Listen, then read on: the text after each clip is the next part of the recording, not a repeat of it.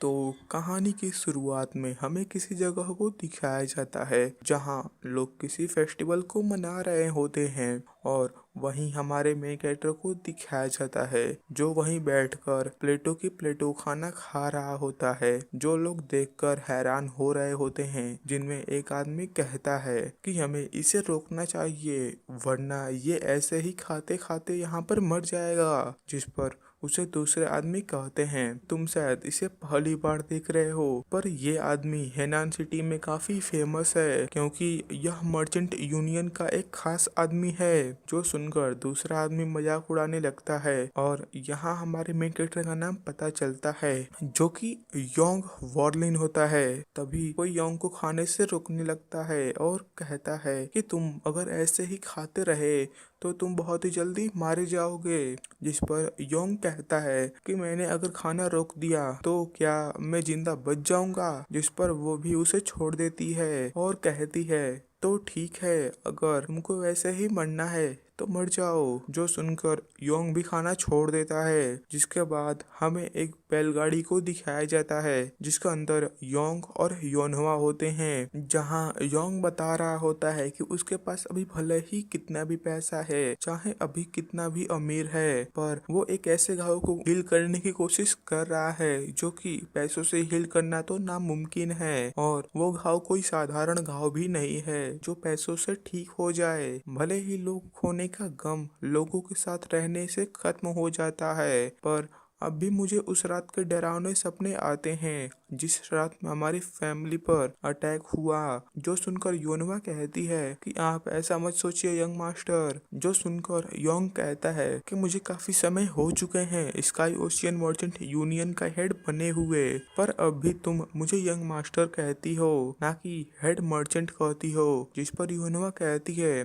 कि चाहे कितने भी साल बीत जाए पर आप मेरे लिए टियानजोंग के क्लैन के यंग मास्टर ही रहोगे। जिस पर योंग कहता है कि जब मैंने शादी की और दूसरे फैमिली में मिल गया तभी तुमने मेरा ही साथ दिया और मुझे ही सर्व किया, इसलिए तुम मेरे लिए एक सर्वेंट नहीं बल्कि एक फैमिली के समान हो। और अगर तुम शायद नहीं होती तो मैं भी शायद यहाँ पर नहीं होता और अभी तक मर चुका होता। जिसके बाद वो याद करने लगता है कि आखिर उसके फैमिली का अंत किस कारण हुआ और वो सोचता है कि उसने अपने ही फैमिली को छोड़ दिया और उसका ये कारण था क्योंकि वो अपने फादर को इस दुनिया में सबसे ज़्यादा हेट करता था। और अपने गुस्से को निकालने के लिए योंग ने उनकी एक मूर्ति भी बनवाई थी। जिसके बाद उसकी शादी स्काई ओशियन मर्चेंट यूनियन में करवा दी गई, जिस शादी को वो भी रोक नहीं सकता था। जिसके कुछ सालों बाद ही डाबाई सेक्ट ने मेरे अपने सेक्ट टियानजुंग पर अटैक कर दिया और जब तक मैं वहां पहुंचा तब तक वहां सभी चीजें तबाह हो चुकी थी और मेरे आंखों के सामने ही मेरा क्लैन खत्म हो रहा था, जिस चीज को मैं अपने फादर से भी ज्यादा हेट करता था। पर मैंने किसी को ये नहीं बताया कि मैं अपने फादर को कितना प्यार करता हूँ। पर अब मैं बदलूंगा और अपने वाइफ के साथ अपने रिलेशनशिप को सही करूंगा और अपने इस चर्बी को भी खत्म करूंगा। वो ये सभी बातें कर ही रहे होते हैं कि तभी उन पे कोई अटैक करता है और हमें एक बूढ़े आदमी को दिखाया जाता है जिसका पीछा कुछ लोग उसे मारने के लिए कर रहे होते हैं। जिन्हें जब वो बूढ़ा आदमी दिखाई देता है तब वो एक ही साथ उस पर अटैक कर देते हैं, जिसे देखकर वो बूढ़ा आदमी कहता है कि तुम सबकी हिम्मत भी कैसे हुई मुझे बिट्रे करने के लिए। जिस पर वो सभी अटैकर्स कहते हैं तो अब आपका अंत होने वाला है, तो हम आखिरी बार देखने के वाले हैं, तो इसीलिए आपको हमारी तरफ से गुड बाय मास्टर। जो सुनकर वो बूढ़ा आदमी कहता है तो लगता है कि अब मुझे तुम लोगों को दिखाना ही पड़ेगा कि लोग मुझे डिमोनिक मास्टर क्यों कहते हैं। और इसी के साथ वो अपने सभी पावर्स को यूज करने लगता है। जिसके बाद हमें योंग को दिखाया जाता है जब उसे होश आता है तब वो योंगवा को खोजने लगता है और जब उसे योंगवा मिलती है और वो उसके पास जाता है तो वो देखता है कि योंगवा उस अटैक अटैक को सरवाइव नहीं कर पाई और मारी गई, जो देखकर वो वहाँ पर रोने लगता है। और वहीं हमें डिमोनिक मास्टर को दिखाया जाता है जिसने कि उन अटैकर्स को मार दिया होता है, पर अब उसे यहाँ पर एक बॉडी चाहिए होती है क्योंकि अब उसकी ये बॉडी किसी भी काम की नहीं होती। तभी वहाँ योंग आता है और गुस्से में डिमोनिक मास्टर से कहता है कि तुम्हारे चक्कर में आज मेरी एक फैमिली की मेंबर मारी गई, तो इसलिए मैं तुमसे पूछता हूँ कि तुमने आखिर हम पे हमला क्यों किया। जिस पर डिमोनिक मास्टर अपने स्पिरिट प्रोसेसन टेक्निक को योंग के ऊपर कर देता है, जिस वजह से योंग वहीं पर गिर जाता है और अपनी बॉडी को मूव नहीं कर पाता। जिसके बाद डिमोनिक मास्टर अपने सोल को योंग के अंदर ट्रांसफर करने लगता है, जिसमें वो लगभग सक्सेसफुल हो भी जाता है। पर यहाँ पर योंग भी हार नहीं मानता और अपने सोल फॉर्म में ही वो डिमोनिक मास्टर से फाइट करने लगता है। यहाँ पर योंग अपनी स्ट्रॉन्ग विल के कारण जीत भी जाता है, लेकिन तभी वहाँ कुछ और अटैकर्स आ जाते हैं जिन्होंने उस डिमोनिक मास्टर को बॉडी चेंज करता हुआ देख लिया था, जिस वजह से उन्हें लग रहा था कि योंग के अंदर अब डिमोनिक मास्टर की सोल है, इसीलिए वो योंग को भी वहीं पर मार देते हैं। जिसके बाद हमें किसी और जगह को दिखाया जाता है जहाँ किसी की आंख खुलती है और जब वो अपने बॉडी को देखता है तब उसकी चीखें निकल जाती हैं और उसके हाथ में जो बाउल होता है वो नीचे गिरकर टूट जाता है, जिस कारण वहाँ एक लड़की आती है जो और कोई नहीं योंगवा होती है, जिसे जब योंग देखता है तो वो उसे पकड़ लेता है और कहता है कि योंगवा आखिर तुम इतनी जवान कब हो गई। जिस पर योंगवा योंग से पूछती है कि आखिर यंग मास्टर आपको क्या फिर से एक बुरा सपना आया था, जिस पर योंग को समझ नहीं आता कि आखिर योंगवा क्या कह रही है। और जब वो समझता है कि उसके साथ क्या हुआ है तब वो कहता है कि हाँ शायद वो एक बुरा सपना ही था, लेकिन तभी उसका पैर बाउल के टूटे हुए टुकड़े पर पड़ जाता है, जिस वजह से उसे बहुत ही ज्यादा दर्द होता है। और जब वो दर्द उसे महसूस होता है तब योंग को पूरा विश्वास हो जाता है कि वो अपने पास्ट लाइफ में टेलीपोर्ट हो चुका है। जिसके बाद जब वो बाहर जाता है तब उसे अपने फादर की स्टैचू दिखाई देती है, जो देखकर योंग योनहुआ से पूछता है कि आखिर इस स्टैचू को कितना टाइम हुआ यहाँ पर रखे हुए। जिसकी बात सुनकर योंगहुआ कहती है कि इस स्टैचू को यहाँ पर रखे हुए लगभग अभी 5 दिन हो चुके हैं। जो सुनकर योंग गुस्से में अपने पावर को चार्ज कर उस स्टैचू को अपने सर से ही तोड़ देता है और कहता है कि नहीं ये नहीं हो सकता, मैं सच में पता नहीं कैसे पर मैं अपने पास्ट में दोबारा आ चुका हूँ और इस स्टैचू को देखकर मुझे याद आ रहा है कि इस स्टैचू के बनने के 3 साल बाद ही मेरा क्लैन खत्म हो गया, पर इस बार ऐसा कुछ नहीं होगा और मैं अपने क्लैन के लोगों को इस बार मरने नहीं दूंगा और अपने क्लैन की सुरक्षा करके रहूंगा और चाहे उसके लिए मुझे कुछ भी करना पड़े मैं वो सब करूंगा और मैं उन्हें बचा कर रहूंगा। तो अब हमें तियानजोंग क्लैन के बारे में बताया जाता है कि ये क्लैन एक मार्शल क्लैन है जो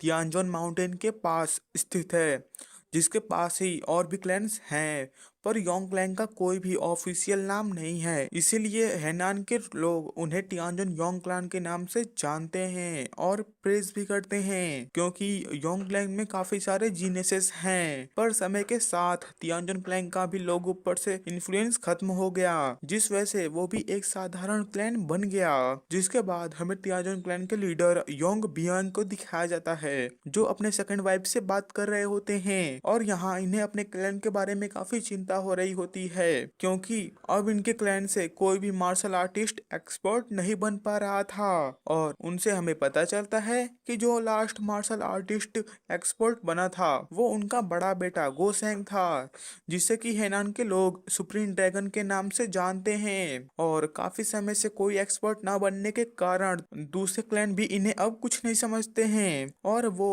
उनका कुछ बिगाड़ भी नहीं सकते हैं, जिस पर उनकी दूसरी वाइफ उन्हें चिंता ना करने को कहती है और उन्हें वार्निंग के जल्दी रिकवर होने की प्रार्थना करने को कहती है ताकि वो क्लैन को आगे बढ़ा सके। जिस पर क्लैन लीडर कहते हैं कि तुम्हें पता है कि आखिर वो मुझे कितना हेट करता है और मैं जब लास्ट टाइम उससे मिलने गया था मैंने देखा कि उसने मेरी एक मूर्ति बनवाई है ताकि वो अपना गुस्सा मुझ पर निकाल सके। और उसका कारण क्लैन लीडर को ये लगता है कि योंग की मदर के डेड के बाद उन्होंने जल्दी ही दूसरी शादी कर ली। जिस पर उनकी वाइफ उन्हें कहती है कि थोड़ा देर इंतजार करो, शायद उसका गुस्सा शांत हो जाएगा। वो लोग ये बात कर ही रहे होते हैं कि तभी वहां पर योनहा रोते हुए आती है। जिस पर क्लैन लीडर कहते हैं कि रोना बंद करो और जल्दी से बताओ कि आखिर क्या हुआ कि तुम इतनी जल्दी में हो और रो रही हो। जिस पर योनहा बताती है कि योंग मास्टर ने खुद को चोटिल कर लिया है जिस वजह से वो अभी बेहोश हो चुके हैं। जिसके बाद हमें योंग को दिखाया जाता है जिसे अपने मदर के सपने आ रहे होते हैं जहां वो पानी में मछलियों को पकड़ रहा होता है और अपनी मदर के साथ वहां पर खेल रहा होता है। लेकिन तभी उसकी मदर की तबीयत खराब हो जाती है और जब वो जागती हैं और योंग को पकड़ती हैं तब वहां पर उसकी मदर नहीं होती बल्कि वहां पर डीमन मास्टर होता है जो योंग के बॉडी को कंट्रोल करने की कोशिश कर रहा होता है। जिस कारण योंग अपने सपने से जाग जाता है और जब वो अपने आसपास की जगह को देखता है तो वो जगह उसे अपने पुराने रूम की तरह दिख रही होती है क्योंकि वो अपने पुराने वाले रूम में ही होता है जहां फिर से उसे महसूस होता है कि वो अपने पास्ट लाइफ में आ चुका है और ये वो पास्ट लाइफ है जिसमें कि वो अपने फादर को सबसे ज्यादा हेट करता था और यही कारण था जिसके वजह से उसके सभी लोग मारे गए। पर वो यहाँ पर वो सभी चीजों को रोकने का डिसाइड करता है क्योंकि उसे जो फ्यूचर में होगा उसका पता है। और वहीं हमें उसके कमरे के बाहर दो दासियों को दिखाया जाता है जो योंग के बारे में ही बात कर रही होती हैं कि तभी योंग अपना दरवाजा खोलता है और उसे यहाँ काफी दर्द हो रहा होता है और उसे यहाँ पर पता नहीं क्यों पर एक वुमेन की जरूरत होती है क्योंकि उसके अंदर से काफी ज्यादा यंग एनर्जी निकल रही होती है और ये एनर्जी ठीक वैसे ही होती है जैसी एनर्जी डीमन मास्टर के अंदर से निकल रही होती है। जिस कारण योंग वहां से जल्दी जल्दी भागने लगता है क्योंकि यहाँ उसकी बॉडी काफी गर्म हो रही होती है जिस कारण वो जल्दी से एक तालाब में छलांग लगा देता है जिससे उसकी जान बच जाती है। और तभी उसे सामने उसके फादर आते हुए दिखाई देते हैं जो आते के साथ ही योंग को पकड़कर रोने लगते हैं क्योंकि उन्हें यहाँ पर योंग की काफी ज्यादा ही चिंता हो रही होती है। पर उन्हें लग रहा होता है कि योंग उन पर गुस्सा करेगा पर यहाँ उल्टा होता है और योंग उन्हें गले लगाकर कहता है कि फादर मैं वापस आ गया। जो देखकर वहाँ जितने भी लोग होते हैं उन्हें अपने आंखों पर विश्वास नहीं हो रहा होता है कि आज उन्होंने क्या देख लिया। जिसके बाद हमें 3 महीनों के बाद का समय दिखाया जाता है जहां योंग और योंग की जोंग फिशिंग कर रहे होते हैं और यहाँ हमें योंग की जोंग के बारे में बताया जाता है कि ये योंग का छोटा भाई है और हमें योंग से पता चलता है कि वो बीते हुए 3 महीनों के अंदर अपने फैमिली के काफी पास आ चुका है और उसने अपनी पास्ट लाइफ में पहले कभी भी कीजोंग से बात नहीं की थी क्योंकि जब कीजोंग हमारे सेक्ट की सीक्रेट मार्शल टेक्निक को प्रैक्टिस कर रहा था तब उसका QI ब्लॉक हो गया था जिस वजह से वो एक साधारण आदमी के समान हो गया था और यही कारण था जिसके वजह से तियानजन क्लैन का इन्फ्लुएंस भी खत्म हो गया था और तियानजन क्लैन सिर्फ एक ब्रांच बन के रह गया था। और उस समय मैं स्काई ओशियन मर्चेंट यूनियन का सन इन लॉ भी बन गया था जिस वजह से मुझे मेरे फैमिली की न्यूज काफी कम मिलती थी और मिलती भी थी तो काफी लेट मिलती थी जिस वजह से मैं उनकी मदद भी नहीं कर पाता था।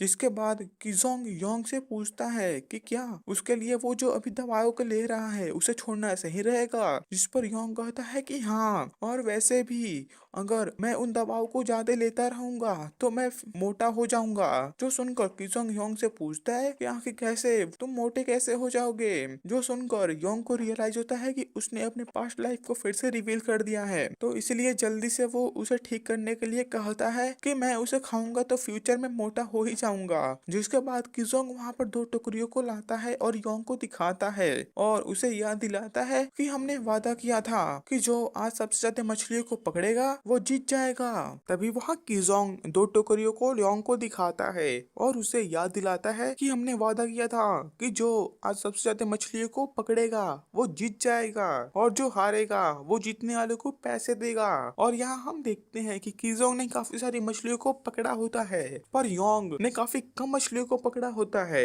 और यहाँ योंग की मछलियाँ कम होती हैं, इसलिए यहाँ पर योंग हार जाता है और किजोंग जीत जाता है और किजोंग अपने जीते हुए पैसे को योंग से मांगने लगता है। जो सुनकर योंग उन दोनों टोकरियों को उछाल देता है और किजोंग को लेकर पानी में कूद जाता है और सोचता है कि उसने पिछले लाइफ में किजोंग के ऊपर काफी सारी जिम्मेदारियों को डाल दिया था, तो इसलिए वो उसे मन ही मन सॉरी बोलता है। जिसके बाद हमें योंग को ट्रेनिंग करते हुए दिखाया जाता है जहाँ वो अपने बॉडी को ट्रेन कर रहा होता है ताकि जब वो मार्शल आर्ट सीखना शुरू करे तो उसे कोई परेशानी ना हो। पर उसे यहाँ पर चिंता हो रही होती है कि डीमन मास्टर की पावर्स फिर से उसके लिए कोई मुसीबत पैदा ना कर दे, क्योंकि अभी वो डीमन मास्टर की पावर्स को कंट्रोल नहीं कर पा रहा था और उसने वाटरफॉल के नीचे मेडिटेट करने का भी हैबिट डेवलप कर लिया था और वो डेली की तरह आज भी मेडिटेट करने के लिए आया होता है और वहाँ से मेडिटेट करके जाने लगता है। पर तभी वहाँ सियोलॉन जो कि योंग की बहन है वो आती है और उसने योंग के लिए कपड़े भी लाए होते हैं, जिस पर योंग उसे अब से कपड़े लाने को मना करता है और हमें बताता है कि सियोलॉन एक काफी अच्छी लड़की है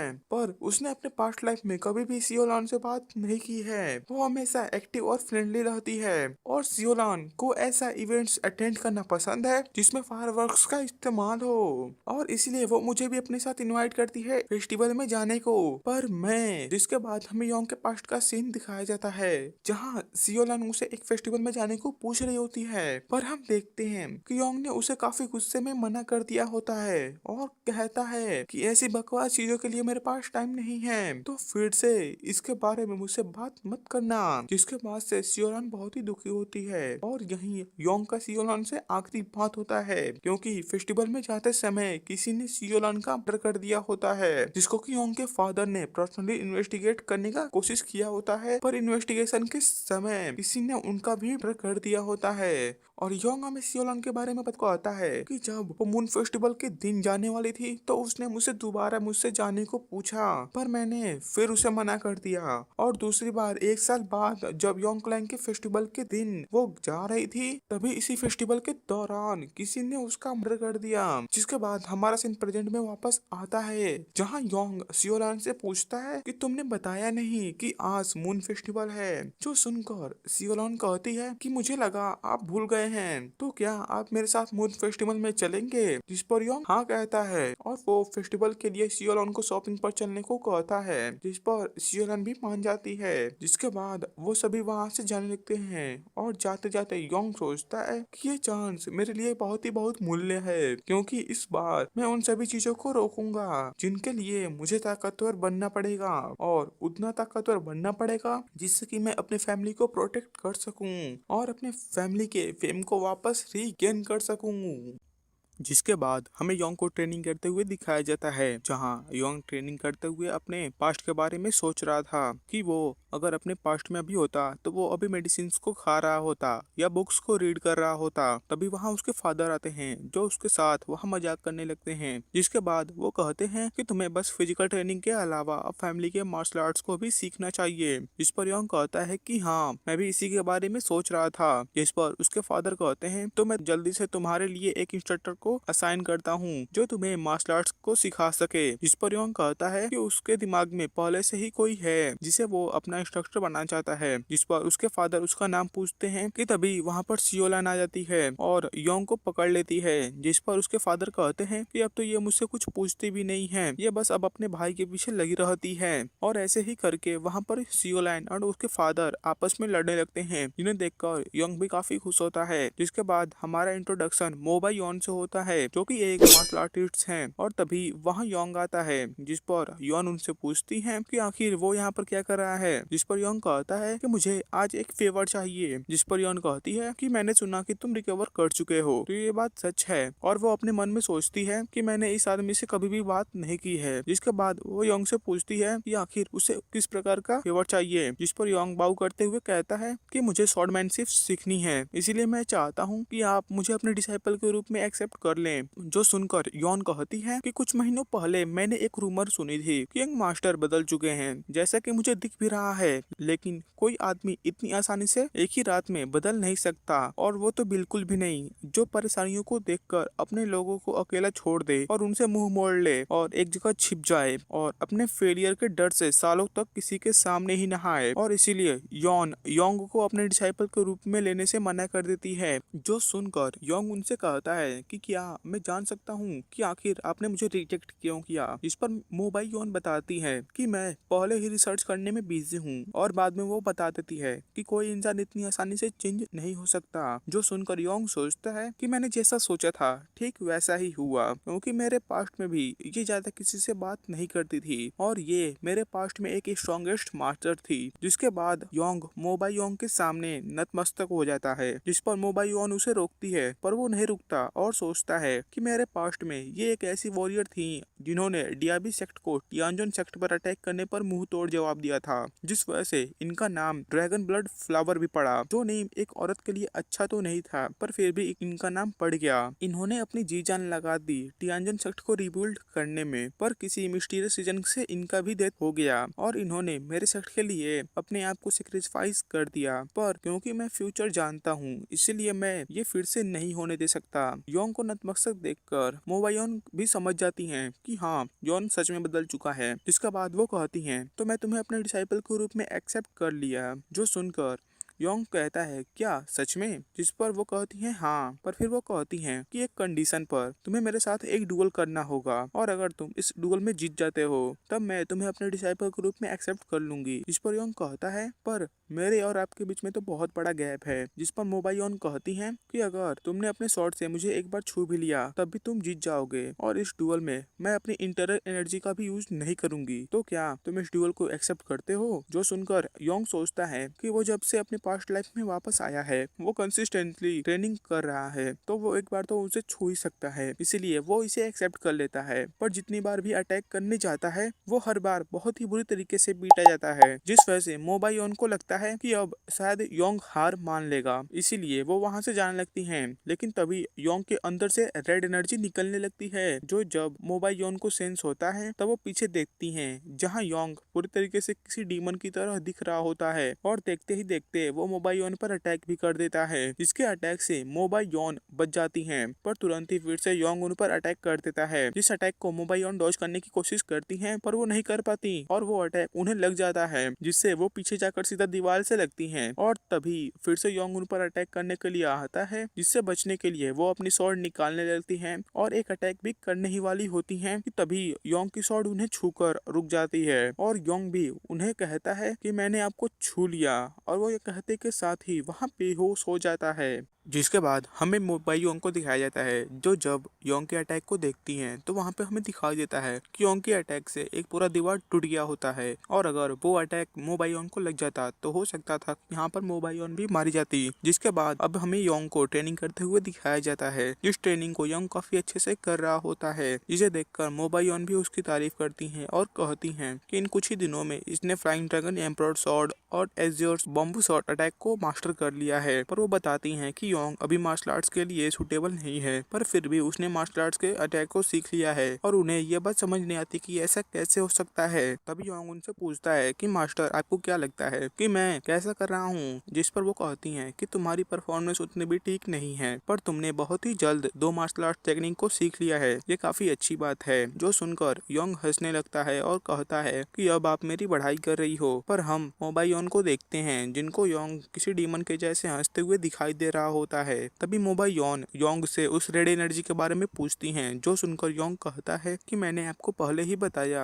कि मुझे उस समय के बारे में अभी कुछ भी याद नहीं है, क्योंकि आपने मुझे बहुत ही बुरी तरीके से मारा था और आपके अलावा इस फैमिली में कोई ऐसा नहीं है जिसने कि मेरे साथ ऐसा व्यवहार किया हो। योंग की बात सुनकर मोबायोन को पता चल जाता है कि योंग उसके बारे में बताना नहीं चाहता है, पर वो वहाँ से जाते हुए कहती हैं कि टियानजोंग की सुरक्षा मेरी जिम्मेदारी है, तो इसलिए अब मैं तुम्हारा हर एक मूव को ट्रैक करूंगी। जो सुनकर योंग भी इसके लिए मान जाता है। इसके बाद हमें नाइट का सीन दिखाया जाता है जहाँ योंग सोच रहा होता है कि ड्रैगन एम्परर स्वॉर्ड और एजियोर बम्बू स्वॉर्ड टेक्निक को यूज करने के बाद मैं एक चीज जान चुका हूँ कि टियानजुंग की मार्शल आर्ट टेक्निक अभी इनकम्प्लीट है। और ये बात सेंस भी बनाती है। वो अगर ओरिजिनली बात करें तो वो एक डीमन आर्ट है, क्योंकि वो बताता है कि जो टियानजुन के फाउंडर थे वो एक महान योद्धा थे जो हेनान सिटी में रहते थे और उन्होंने 2 डिमोनिक आर्ट को सेक्रेट सेक्ट के हिडन प्रोटेक्टर से सीखा था, जो आर्ट ना ही डिमोनिक थे और ना ही ऑर्थोडॉक्स के थे। और जब उन्होंने ये टेक्निक को पूरी तरीके से सीख लिया तब उन्होंने काफी लंबे समय तक उसे मॉडिफाई किया और दोबारा बनाया, जिसके बाद से वो दोनों technique flying dragon emperor sword और एजियोर बम्बू स्वॉर्ड के नाम से जाने जाने लगा।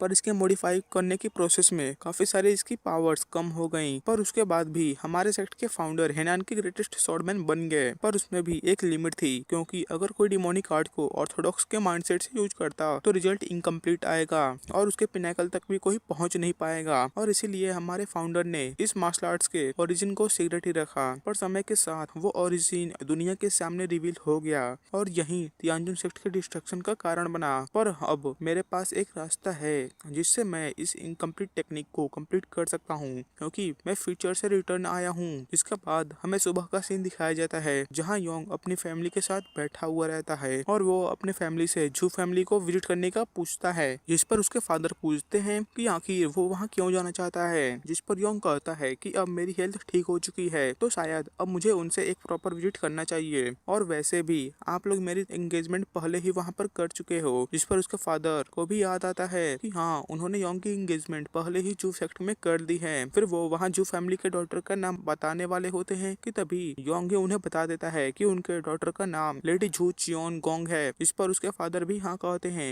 और बताते हैं यू ह्यूल उनके सबसे क्लोज फ्रेंड में से एक है और अगर योंग वहाँ जाएगा तो उन्हें भी अच्छा लगेगा। और वो बताते हैं कि रूमर तो ऐसे भी हैं कि जो यू ह्यूल की बेटी है वो काफी सुंदर है। इसके बाद वो उससे पूछते हैं कि आखिर वो वहाँ कब जाने वाला होता है। जिस पर उनकी वाइफ कहती हैं कि योंग अभी हाल ही में ठीक हुआ है तो हमें थोड़ी देर इंतजार करना चाहिए। जो सुनकर योंग के फादर कहते हैं कि योंग अब बड़ा हो चुका है और वर्ल्ड में घूमने लायक भी हो चुका है और दोस्त भी बना सकता है, और मैं भी यू ह्यूल से ऐसे ही मिला था। जिस पर उनकी वाइफ भी समझ जाती हैं, पर वो कहती हैं कि ये सफर 1 महीनों का होने वाला है तो योंग को एक स्ट्रॉन्ग एस्कॉर्ट टीम की जरूरत पड़ेगी। इसके बाद हमें मोबायोन को दिखाया जाता है जो काफी गुस्से में दिख रही होती हैं। तभी उनसे योंग पूछता है कि आखिर आपके पीछे ये दोनों लोग कौन हैं। जो सुनकर पहले तो वो दोनों लोग योंग के पास आते हैं और फिर उसके हाथों और पैरों को देखने लगते हैं और चेक करने के बाद कहते हैं तो ये बात सच है कि एक मास्टर अब मार्शल आर्ट्स की ट्रेनिंग कर रहे हैं, क्योंकि ये पहले से काफी डिफरेंट लग रहे हैं। इस पर योंग कहता है तो तुम लोग ट्विन सन्स और डीमन हो, तुम्हारे साथ काम करने में मुझे भी मजा आएगा। इस पर उन दोनों में से एक कहता है कि ऐसी बात नहीं है योंग लॉर्ड, हम और मोबायोन आपको अपना पूरा बेस्ट देंगे आपको प्रोटेक्ट करने में। जिसके बाद हमें इन दोनों ट्विंस के बारे में बताया जाता है कि इन दोनों ट्विंस का नाम जियोंग वुक और नाम वुक है और इन्हें लोग सन्स और डीमन के नाम से जानते हैं और इनकी अपीयरेंस थोड़ी सी रफ है पर ये अपने टाइटल के लिए वर्दी हैं। इसके बाद योंग कहता है कि मैं जिस रास्ते पर चलूंगा उसी रास्ते पर तुम लोग भी चलना और कोई ये मत पूछना कि हम सब कहाँ जा रहे हैं। इस पर वो लोग योंग की बात समझ जाते हैं। इसके बाद वो समय आ जाता है जब योंग अपने क्लैन से निकलने वाला होता है, पर हमें सियोलन को दिखाया जाता है जो योंग को जाने की वजह से रो रही होती है। इस पर योंग उसे समझाते हुए कहता है कि मुझे जाना ही पड़ेगा क्योंकि ये सफर मेरे लिए बहुत ही ज्यादा महत्वपूर्ण है और मैं तुमसे वादा करता हूँ कि जब सेंट्रल फेस्टिवल होगा तब तुम जहाँ कहोगी मैं वहाँ जाऊंगा। जो सुनकर सियोलंग पूछती है कि क्या ये बात सच है, जिस पर योंग हाँ कहता है। जिसके बाद वो अपने छोटे भाई गिजोंग से कहता है कि जब तक मैं यहाँ नहीं हूँ तब तक तुम अपने और हमारे फैमिली का ध्यान रखना। जो सुनकर गिजोंग सोचता है कि क्या मेरा भाई पहले से ही ऐसा था, पर वो कहता है कि चिंता मत करो, मैं इनकी सुरक्षा अपनी जान से भी ज्यादा करूंगा। इसके बाद वो अपने माता पिता से आज्ञा लेकर वहाँ से जाने लगता है, पर तभी उसे पीछे से कोई रोकता है और वो और कोई नहीं बल्कि योनवा होती है। इसे देखकर योंग को अपने पास्ट लाइफ का याद आता है जहाँ जब वो कहीं जा रहा था तभी योंगवा उसके पीछे आने लगती है, पर योंग उसकी इग्नोर करके वहाँ से चला जाता है और जब वो इस बार योंगवा को देखता है तब वो रुक जाता है। तभी जियोंग वुक योनवा को डांटने लगता है और कहता है कि योंग लॉर्ड आप चलिए क्योंकि एक मेड हमारे लिए कुछ नहीं है। जिसकी बात सुनकर योंग कहता है कि रुक जाओ, मेरी कुछ देर प्रतीक्षा करो, मैं अभी आता हूँ। इसके बाद वो योंगवा के पास जाने लगता है जिसे देखकर योंगवा को लगता है कि योंग उसे मारने के लिए आ रहा है, पर हम देखते हैं कि योंग उसे गले से लगा लेता है और कहता है कि योनवा, तुम हमेशा मेरी ही साइड रहती हो, जिसके लिए मैं तुम्हारा शुक्रिया करता हूँ। पर मैंने जिस रास्ते को चुना है वो रास्ता खतरों से भरा है, तो इसलिए मैं तुम्हें वहाँ नहीं ले जा सकता, क्योंकि मैं तुम्हारी जान को खतरे में नहीं डालना चाहता, क्योंकि तुम मेरी फैमिली की एक इम्पोर्टेंट मेंबर हो और तुम फादर मदर गिजोंग और सियोलन के साथ थोड़ी देर यहाँ इंतजार करो, जिसके बाद मैं आ जाऊंगा। तो क्या ये तुम कर सकती हो? जो सुनकर योनवा रोते हुए योंग को हाँ कहती है। इसके बाद योंग अपने सफर के लिए निकल जाता है और सोचता है कि जब मैं तियानजन सेक्टर में दोबारा वापस आऊंगा तो काफी चीजें बदल चुकी होंगी, पर मैं अपनी फैमिली और अपने क्लैन को बचा कर रहूंगा, जिसकी शुरुआत हमारे क्लैन के मार्शल आर्ट्स को कंप्लीट करने से होगी। इसके बाद वो सभी वहाँ से जाने लगते हैं और जाते जाते योंग मन ही मन अपने फादर से माफी भी मांगता है और कहता है कि जो फैमिली को देखना तो बस एक एक्सक्यूज था, मुझे तो माउंट वुडेंग जाना था ताकि मैं वहाँ जाके अपने फैमिली की मार्शल आर्ट्स को कंप्लीट कर सकूं। जिसके बाद वो सभी को बताता है कि वो सभी माउंट वुडेंग पर जा रहे हैं